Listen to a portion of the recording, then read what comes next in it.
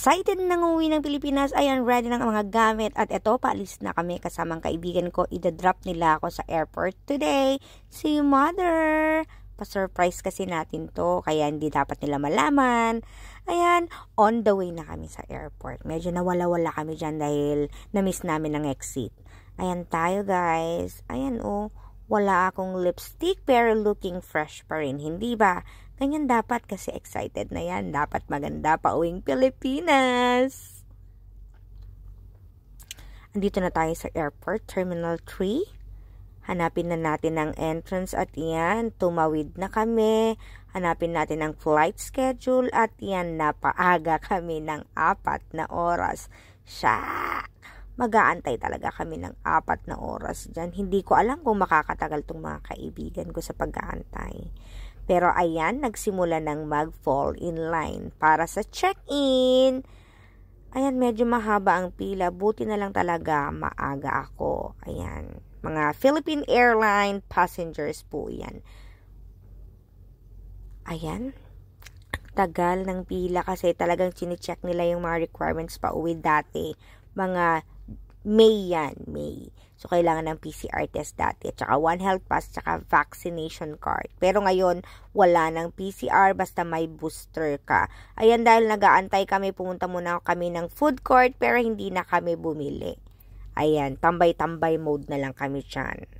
At yan, time na to board. Kaya naglakad na ako at iniwan ko na mga friendship ko. Ayan, dala ko na yung boarding pass sa check-in. Nabigay yan. Kaya walk-walk lang ako papuntang metro kasi ang metro na to ang magdadala sa amin sa boarding area. Paalam! Ayan na po tayo. Ang dala ko na lang dyan ay isang backpack at hand carry na maliit na bag. Naku, sira pa yung hagdan. Kaya ayan ako guys. Oh, yan. Tsaka no. Para kong hiker. Ayan, tara na sa walkalator.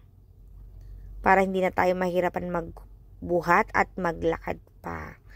Ayan, medyo excited ng ate nyo. Alam mo yung happiness na nararamdaman mo kasi masisilayan mo ng Pilipinas. Ayan. Ayan, pasimple muna tayo kasi may konting pag-aantay ng oras na naman tayo, guys. Sobrang aga ko kasi, but it's better to be early than late, diba? Ayan, wala pang katao-tao. Ako pa lang ang matinong tao dyan. Kaya, aura-aura muna tayo. Ayan. Wala pa akong ligo dyan, guys. Kasi excited ako. At saka bagong ayos yung buhok ko that time. So, ayan na tayo, guys. Fall in line na rin tayo. Preparing to enter the aircraft. Siyempre, mabilis tayo dapat. Kaya ayan, nauna na naman ako sa kanila. Ready ko na yung boarding pass na ipapakita ko sa service crew. Ay, hindi pa pala. May pag-aantay pa pala dito. Kasi mga 7 po yung flight namin. At medyo na-delay ng 1 oras. Gutom na ako dyan, guys. Hindi ako makakain sa excitement. Ayan na yung mga passengers na nag-aantay. Wala pa akong friendship dyan. Wala akong nakakausap kasi sleepy mode na ako. Ayan na, papasok na tayo sa airplane. Ang daming mga dala ng mga kabayan na to. Siguro maraming pasalubong sa ng oil.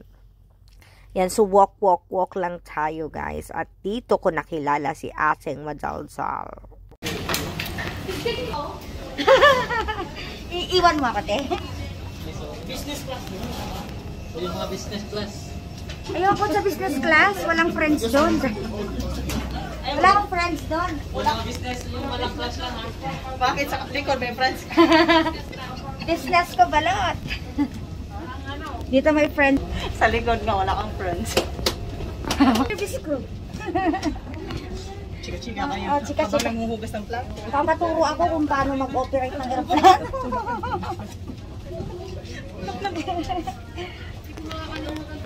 Wala yung mata ko pula na. Tok na po kami. Para na ako, mag-transform na ako. Naging lobo na ako. Zombie. Capsule style. Parang katawan mo lang.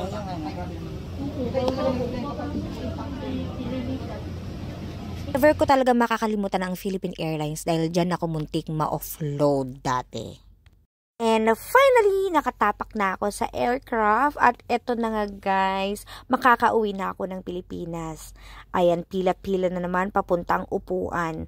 Ayan, medyo wala pang tao sa loob kaya arat na, tara na, hanapin na natin ang kaduluduluhang upuan kung saan ako binook ng aking employer. Pero pack lang at least, makakauwi na ako. Ayan guys, empty chairs pa yan pero later punuan na. Nasa likod ko sila eh. Ayan guys. Oh, 'di ba? Set up na, nakaupo na ako, ready na ako. Talaga, ayan, naka-open ng aking TV at panonood na ako mamaya. Good thing is, malapit lang sa akin yung restroom. Doon lang sa may likuran ko, mga 3 steps lang. Kaya, pag napupo ako o nawiwi, doon na, ayan, gabi na.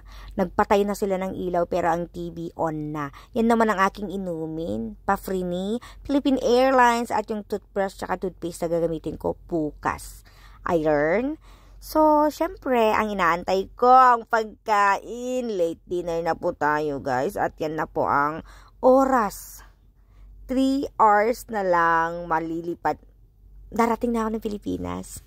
Mali yung sinabi ko. Yan po ang view ng mga lugar. At ito na naman, pagkain na naman for breakfast. Ay, sarap. Bet na bet ko yung pagkain talaga dyan. Yummy. At yan, lalapag na kami. At actually, nakalapag na kami, guys. Lalabas na kami ng aircraft. Yan, matatapakan ko na ang Pilipinas after 3 years. Pila-pila muna tayo guys at excited na akong makita ang nanay ko at ang aking buong pamilya. Salamat Philippine Airlines sa pagdala sa amin ng safe sa Pilipinas. Hanggang sa muli. Paalam sa iyo at maraming salamat. Hi mga kabayan, ayan pila-pila na kami para ipakita ang One Health Pass.